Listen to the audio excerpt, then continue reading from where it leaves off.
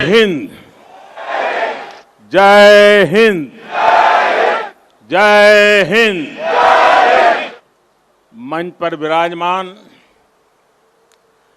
पश्चिम बंगाल के राज्यपाल श्रीमान जगदीप धनखड़ जी,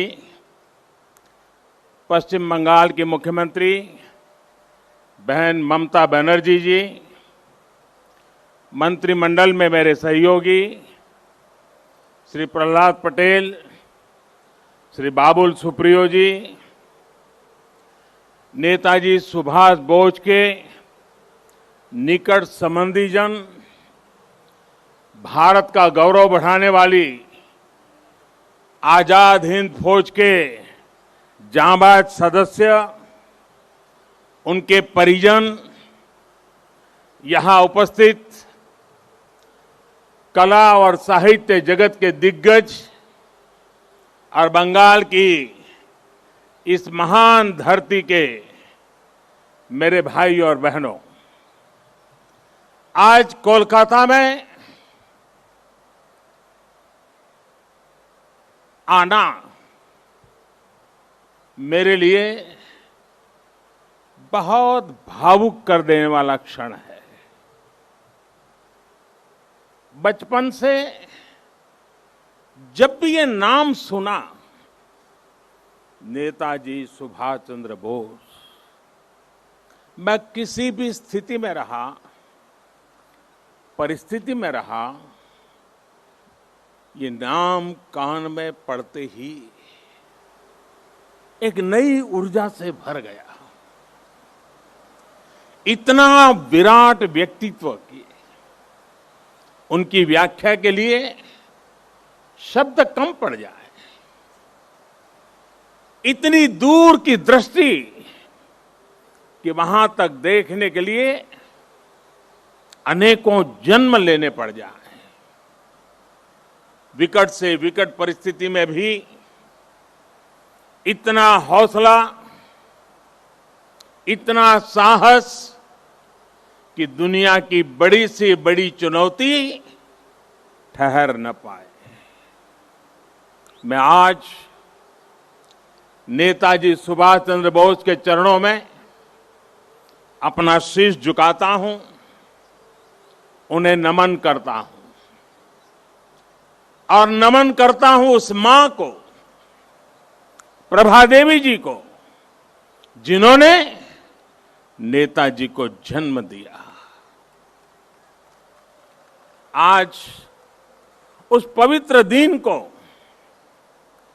125 वर्ष हो रहे हैं। 125 वर्ष पहले आज के ही दिन मां भारती की गोद में उस वीर सपूत ने जन्म लिया था, जिसने आजाद भारत के सपने को नई दिशा दी थी।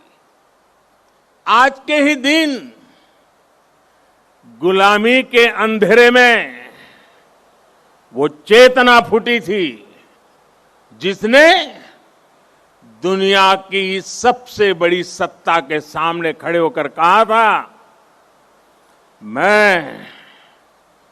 मैं तुमसे आजादी मांगूंगा नहीं, आजादी छीन लूंगा।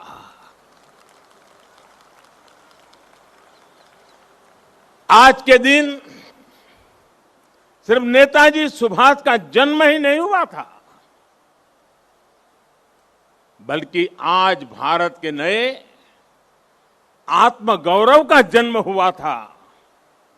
भारत के नए सैन्य कौशल्य का जन्म हुआ था। मैं आज नेताजी की 125वीं जन्म जयंती पर कृतज्ञ राष्ट्र की तरफ से इस महापुरुष को कोटि कोटि प्रणाम करता हूं, उन्हें सैल्यूट करता हूं। साथियों, मैं आज बालक सुभाष को नेताजी बनाने वाली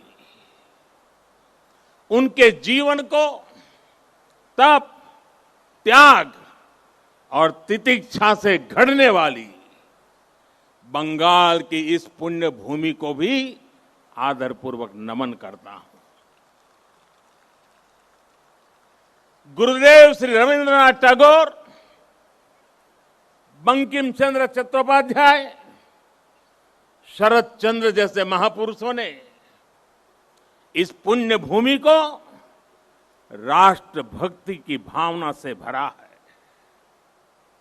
स्वामी रामकृष्ण परमहंस, चैतन्य महाप्रभु, श्री अरबिंदो, मां शारदा, मां आनंदमयी, स्वामी विवेकानंद, श्री श्री ठाकुर अनुकूल चंद्र जैसे संतों ने इस पुण्य भूमि को वैराग्य, सेवा और आध्यात्म से अलौकिक बनाया है।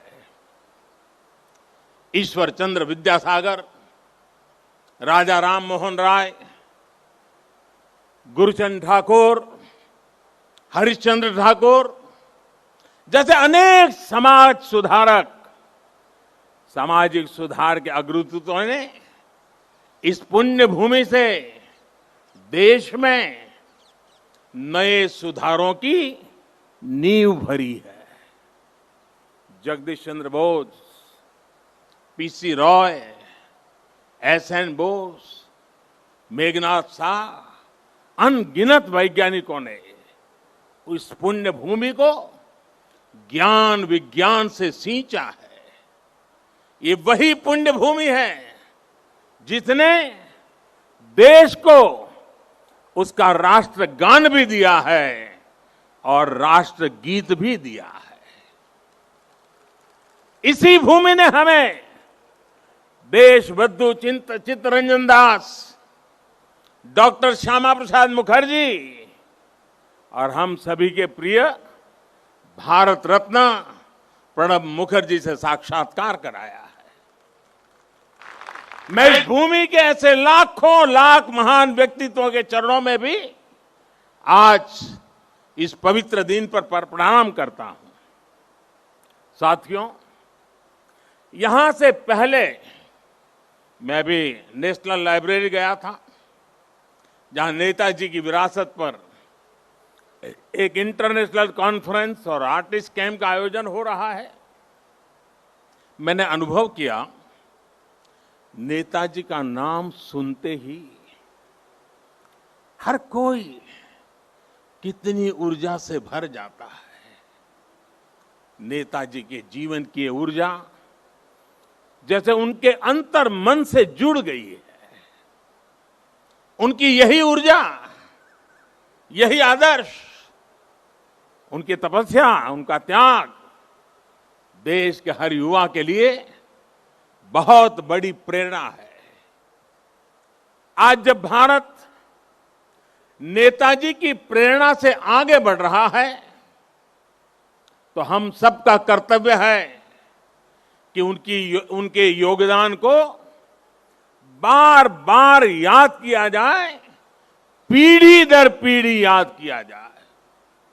इसलिए देश ने तय किया है कि नेताजी की 125वीं जयंती के वर्ष को ऐतिहासिक, अभूतपूर्व भव्यता भरे आयोजनों के साथ मनाए।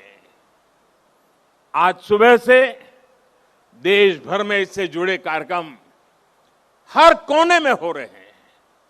आज इसी क्रम में नेताजी की स्मृति में एक स्मारक सिक्का और डाक टिकट जारी किया गया है। नेताजी के पत्रों पर एक पुस्तक का विमोचन भी हुआ है। कोलकाता और बंगाल, जो उनकी कर्मभूमि रहा है, यहां नेताजी के जीवन पर एक प्रदर्शनी और प्रोजेक्शन मैपिंग शो भी आज से शुरू हो रहा है। हावड़ा से चलने वाली ट्रेन हावड़ा कालका मेल का भी नाम अब नेताजी एक्सप्रेस कर दिया गया है। देश ने यह भी तय किया है कि अब हर साल हम नेताजी की जयंती यानी 23 जनवरी को पराक्रम दिवस के रूप में मनाया करेंगे। हमारे नेताजी भारत के पराक्रम की प्रतिमूर्ति भी है और प्रेरणा भी है। आज जब इस वर्ष देश अपनी आजादी के 75 वर्ष में प्रवेश करने वाला है, जब देश आत्मनिर्भर भारत के संकल्प के साथ आगे बढ़ रहा है, तब नेताजी का जीवन, उनका हर कार्य, उनका हर फैसला हम सभी के लिए बहुत बड़ी प्रेरणा है। उनके जैसे फौलादी इरादों वाले व्यक्तित्व के लिए असंभव कुछ भी नहीं था। उन्होंने विदेश में जाकर देश से बाहर रहने वाले भारतीयों की चेतना को झकझोरा। उन्होंने आजादी के लिए आजाद हिंद फौज को मजबूत किया।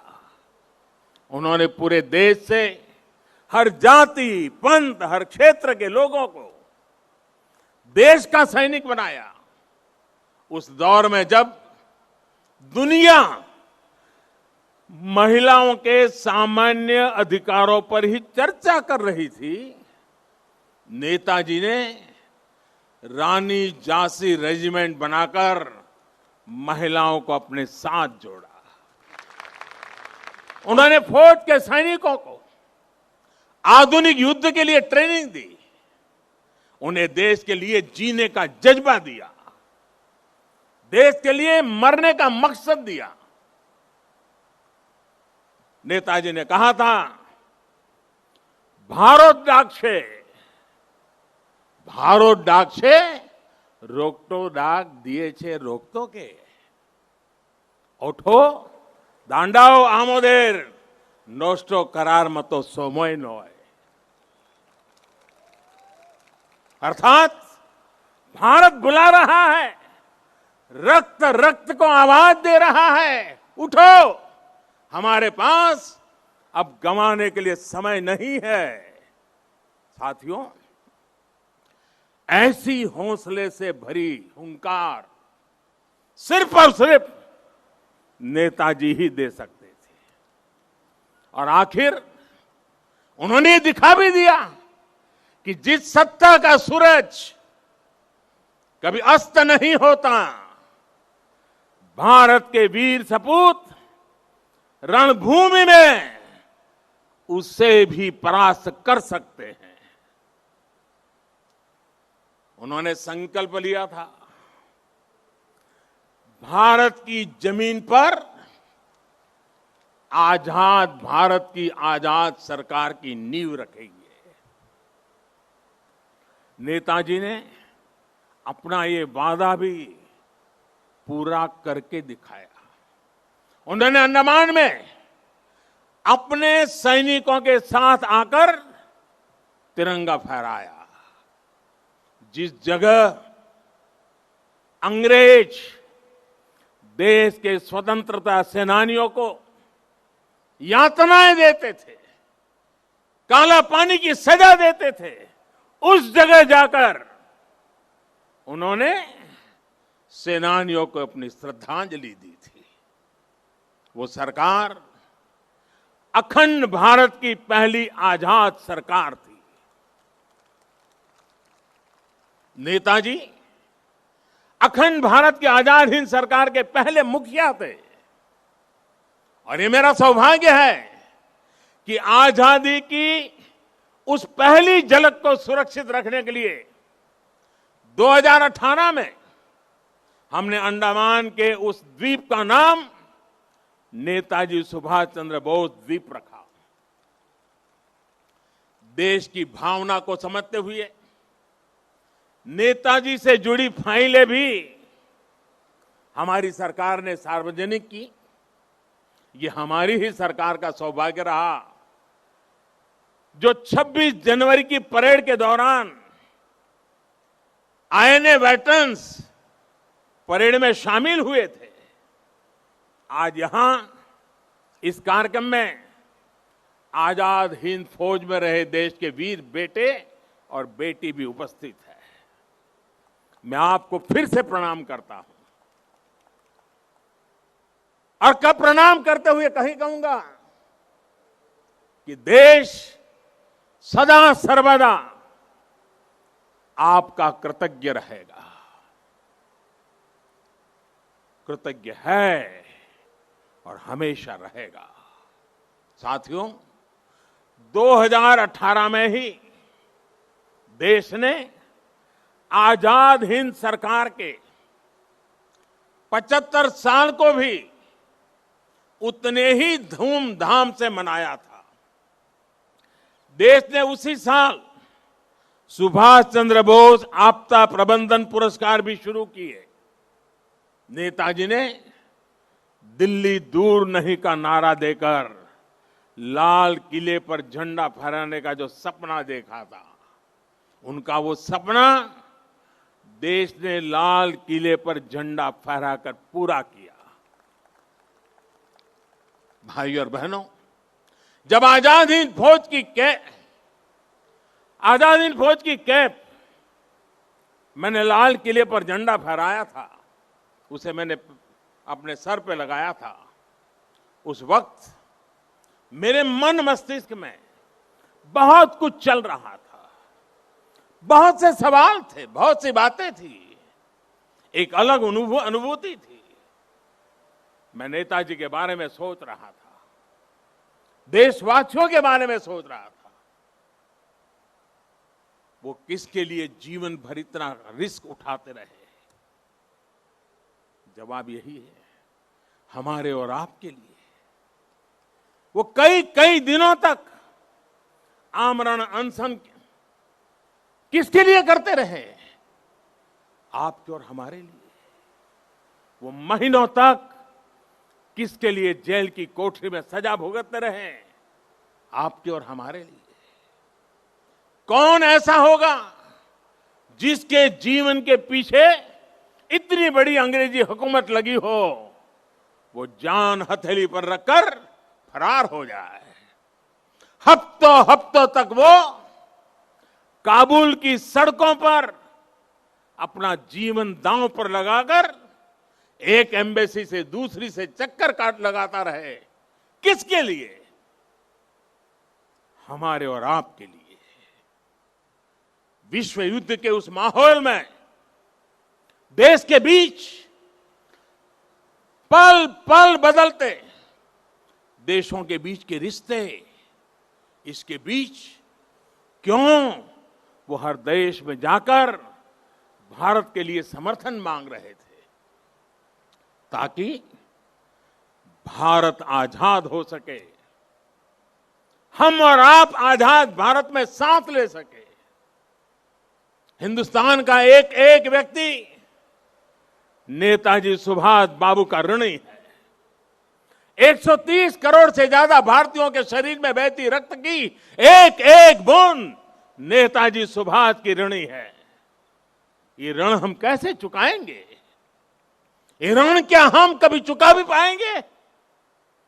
साथियों, जब नेताजी सुभाष यहां कोलकाता में अपने 38/2 एल्गिन रोड के घर में कैद थे, जब उन्होंने भारत से निकलने का इरादा कर लिया था, तो उन्होंने अपने भतीजे शिशिर को बुलाकर कहा था, अमार एकता काज कोरते पारबेगा? अमार एकता काज कोरते पारबे? क्या मेरा एक काम कर सकते हो? इसके बाद शिशिर जी ने वो किया जो भारत की आजादी की सबसे बड़ी वजहों में से एक बना। नेताजी ये देख रहे थे कि विश्व युद्ध के माहौल में अंग्रेजी हुकूमत को अगर बाहर से चोट पहुंचाई जाए तो उसे दर्द सबसे ज्यादा होगा। वो भविष्य देख रहे थे कि जैसे जैसे विश्व युद्ध बढ़ेगा, वैसे वैसे अंग्रेजों की ताकत कम पड़ती जाएगी, भारत पर उनकी पकड़ कम पड़ती जाएगी। ये था उनका विजन। इतनी दूर देख रहे थे वो। मैं कहीं पढ़ रहा था कि इसी समय उन्होंने अपनी भतीजी इला को दक्षिणेश्वर मंदिर भी भेजा था कि मां का आशीर्वाद ले आओ। वो देश से तुरंत बाहर निकलना चाहते थे। देश के बाहर जो भारत समर्थक शक्तियां हैं उन्हें एकजुट करना चाहते थे। इसलिए उन्होंने युवा शिशिर से कहा था, अमार एकता काज कोरते पारबे, क्या मेरा एक काम कर सकते हो। साथियों, आज हर भारतीय अपने दिल पर हाथ रखे, नेताजी सुभाष बाबू को महसूस करे तो उसे फिर से ये सवाल सुनाई देगा, अमार एकता काज कोरते पारबे, क्या मेरा एक काम कर सकते हो। ये काम, ये काज, ये लक्ष्य आज भारत को आत्मनिर्भर बनाने का है। देश का जन जन, देश का हर क्षेत्र, देश का हर व्यक्ति इससे जुड़ा है। नेताजी ने कहा था, पुरुष अर्थो एवं उपकरण निजे राय विजयबा স্বাধীনতা আনতে পারে না। আমাদের অবশ্যই সেই উদ্দেশ্য সকিত থাকতে হবে যা আমাদের সাহসিক কাজ এবং वीर तपुरना शोषणे उद्बुद्ध करबे। यानी हमारे पास वो उद्देश्य और शक्ति होनी चाहिए जो हमें साहस और वीरतापूर्ण तरीके से शासन करने के लिए प्रेरित करे। आज हमारे पास उद्देश्य भी है, शक्ति भी है। आत्मनिर्भर भारत का हमारा लक्ष्य, हमारी आत्मशक्ति हमारे आत्मसंकल्प से पूरा होगा। नेताजी ने कहा था, आज आमादेर केवल एक इच्छा था का उचित, भारत इच्छुक जाते भारत बांटते पारे। यानी हमारी एक इच्छा होनी चाहिए कि हमारा भारत बच पाए, भारत आगे बढ़े। हमारा भी एक ही लक्ष्य है, अपना खून पसीना बहाकर देश के लिए जिए, अपने परिश्रम से, अपने इनोवेशन से देश को आत्मनिर्भर बनाए। नेताजी कहते थे, निजेर प्रोति सात होले सारे, बिक्सेर प्रोति केऊ असोध होते पारबे ना। अर्थात अगर आप खुद के लिए सच्चे हैं तो आप दुनिया के लिए गलत नहीं हो सकते। हमें दुनिया के लिए बेहतरीन क्वालिटी के प्रोडक्ट बनाने होंगे, कुछ भी कमतर नहीं, जीरो डिफेक्ट जीरो इफेक्ट वाले प्रोडक्ट। नेताजी ने हमें कहा था, स्वाधीन भारतेर स्वप्ने कोनो दिन आस्था हारियो ना, বিশ্বে এমন কোন শক্তি নেই যে ভারতকে पराधीनानंतर श्रृंखलाएं बेगे रखते समर्थ होवे। यानी आजाद भारत के सपने में कभी भरोसा मत खोइए। दुनिया में ऐसी कोई ताकत नहीं है जो भारत को बांध करके रख सके। वाकई दुनिया में ऐसी कोई ताकत नहीं है जो 130 करोड़ देशवासियों को, अपने भारत को आत्मनिर्भर भारत बनाने से रोक सके। साथियों, नेताजी सुभाष चंद्र बोस गरीबी को, अशिक्षा को, बीमारी को देश की सबसे बड़ी समस्याओं में गिनते थे। सुभाष बाबू कहते थे, आमादेर सबसे बड़ो जातीय समस्या होलो दारिद्र्य असी कखा रोग वैज्ञानिक उत्पादन जे समस्यार समाधान होवे केवल मात्र सामाजिक भावना चिंता द्वारा।